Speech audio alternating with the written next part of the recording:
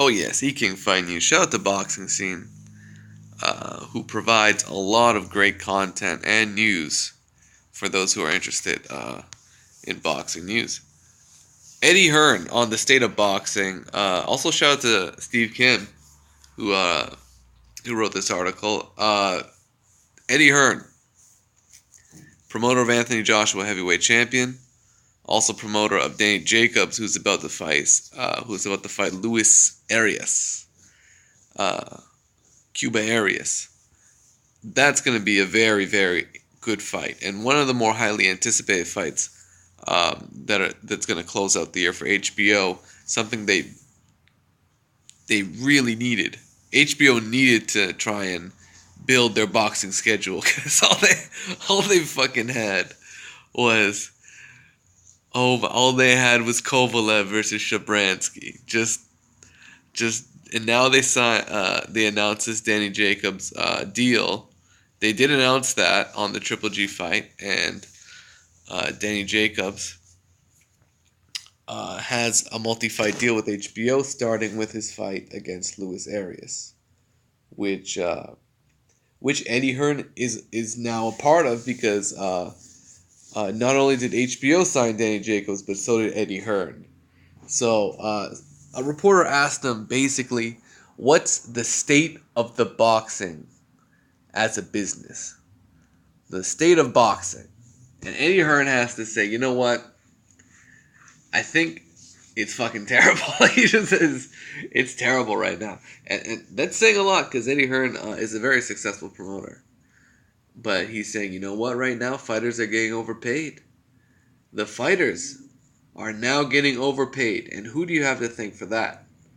I'm not even going to say, but who do you have to thank for that? Think about that shit. Eddie Hearn, uh, absolutely right. Fighters are getting overpaid. And he's saying, especially in the UK, he's being honest, he doesn't think that the other promoters are making money. No. Because over in the UK, they gotta sell out arenas to make money. That's what Eddie Hearn's saying.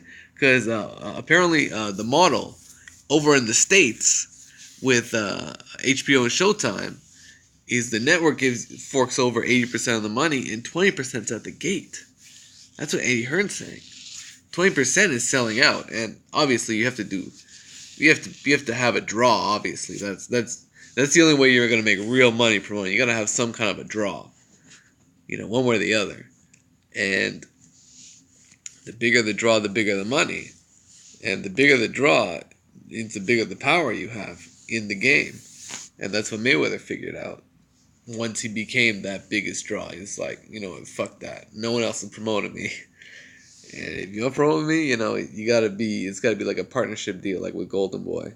It was always Golden Boy Mayweather Promotions, whatever, right? And of course, he let Golden Boy take the lead, but that's a whole nother thing. Eddie Hearn also saying that, you know what?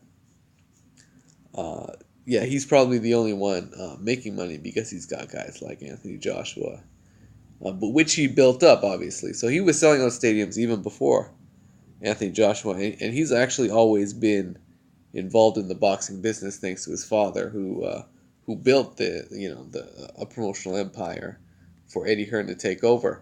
Also, what he had to say, people look at boxing in 2017 and say boxing's massive. Look at all these great fights. Who's making money?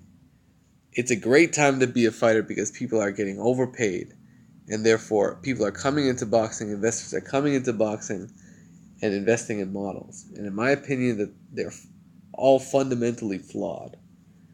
That's what Eddie Hearn had to say. Look in the UK, I think we're the only promoter who's making money, and it's not a case of how great we are. Look at us, we're making money. We're making money, the fighters are making money, we're selling out arenas. The broadcasters are happy, the model is good. And obviously, yeah, great work for Matchroom.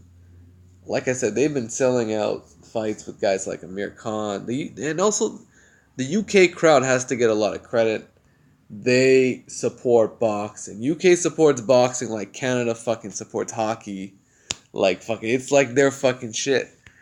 Soccer and boxing, it's all UK. Like they turn up for that shit, man.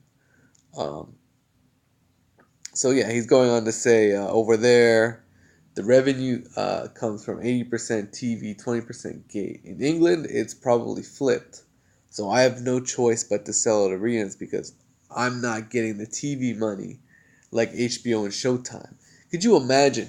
In the glory days of HBO and Showtime boxing, all they were doing was having a casino, like like basically having a casino front some money as well, and or actually the promoter would have the casino money as well, and they would. I'm sure HBO had some perks with the casinos that basically hosted all the big fights. I'm sure that's part of the case because for years and years and years all the big fights was at some kind of a casino in Las Vegas.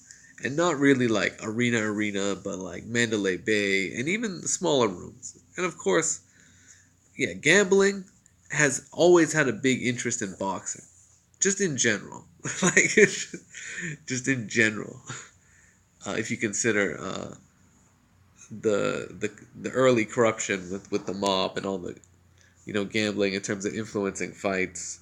Um, yeah, Eddie Hearn basically trying to change things. Shout out to Steve Kim. Also, yeah, man. HBO's fucked right now. HBO's fucked right now. And they're trying to coexist without. I can't believe HBO and Top Rank just blew up on each other. I still can't believe it. I'm like, yo, what do you guys think about HBO and Top Rank? Just splitting up. For ESPN, it's still kind of like Top Rank is going with it. I don't know. I don't think that ESPN deal is gonna last. To be honest, I think that's great for all it is. ESPN investing money back into boxing, which is great, because someone needed to fill the void of HBO. Someone had to, right? Like at least they're a network that wants to promote the sport, and shout out to them.